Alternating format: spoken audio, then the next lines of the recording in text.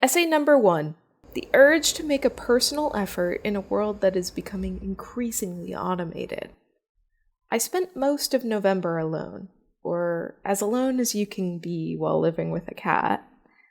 I had been traveling consistently for 2 months, and I was looking forward to the specific isolation offered by my cozy one-bedroom apartment. It was time to refuel my soul, catch up on the shows I had been missing, read books I had been putting off. Instead of doing any of these things, I spent most of the month scrolling through TikTok and watching anime edits set to Annabelle Dinda's The Hand, while feeling ridiculously intense feelings for fictional characters that would be mortifying to describe any further. I spent basically the whole month like this. There was no real end in sight because, honestly, there's always a gut-wrenching Boy Genius song to edit an arcane character to. I slowly began leaning into using ChatGPT for shortcuts for personal messages and work messages.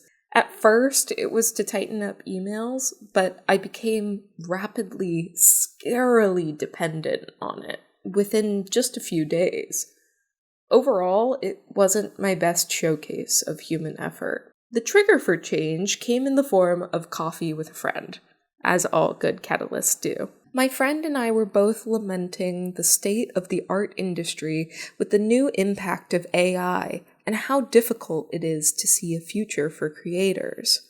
Some version of this conversation is happening everywhere, all the time, but our particular conversation was about the uphill battle coming for collegiate art students and newer art graduates.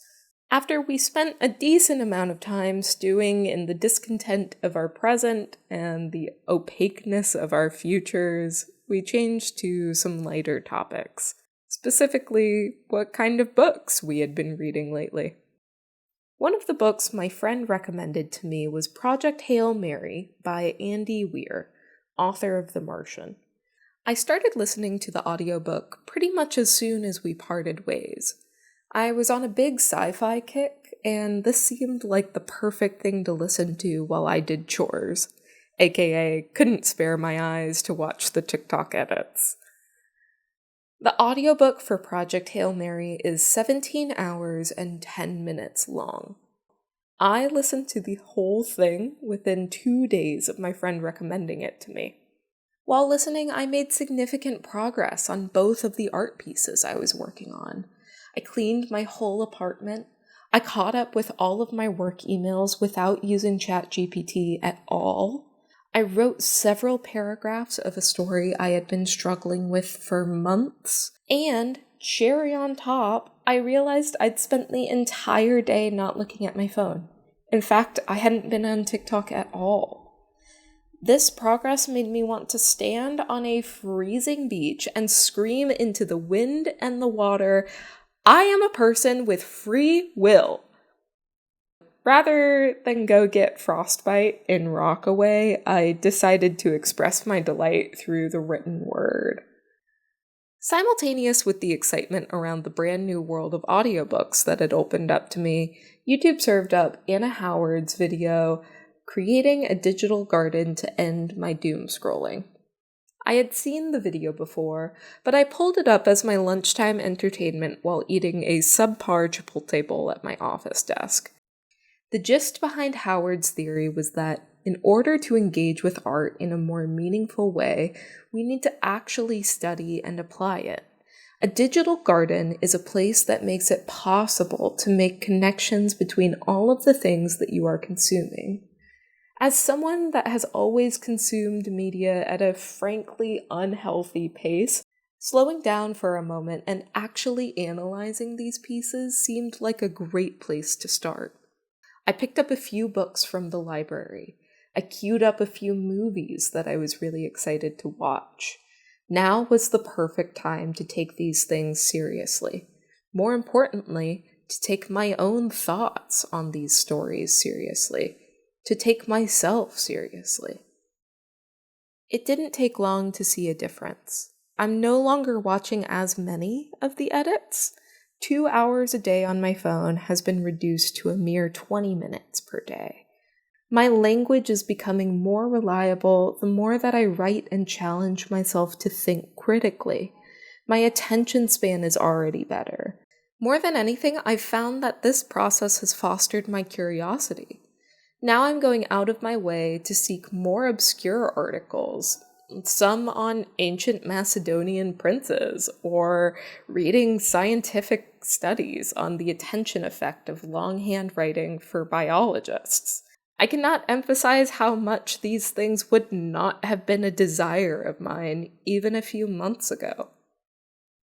I am usually very hesitant to talk about the creative work I am doing publicly. This is partially because I am afraid of jinxing my motivation by talking about projects too early. It is also partially because I've been surrounded by humble artists for most of my life and career. I've been conditioned by the thought that it is more noble to have someone approach you and ask about your creative work than it is to lead the conversation with your own projects. I'm often catastrophizing about others thinking I'm full of myself, and what's more full of yourself than becoming an intellectual about your own work? Regardless of these self-barricades, I told my coworker about a project I wanted to do. The project was wanting to write an essay every week in order to keep my research and writing skills sharp. I also want to start a weekly project that is manageable, fun, and can lead to a body of work that I can look back on and see clear growth. Of course, this was a project that I made up on the spot in the exhilaration of attention. And due to the kindness and encouraging nature of my wonderful colleagues, I was immediately praised for a project that not only had I not begun, but had also just come up with.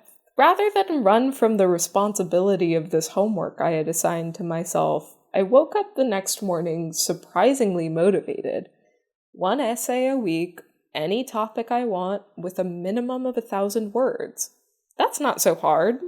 Why not?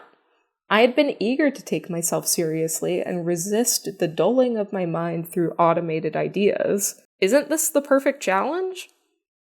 Momentum is a really easy thing to lose when the world wants you to move in a different direction.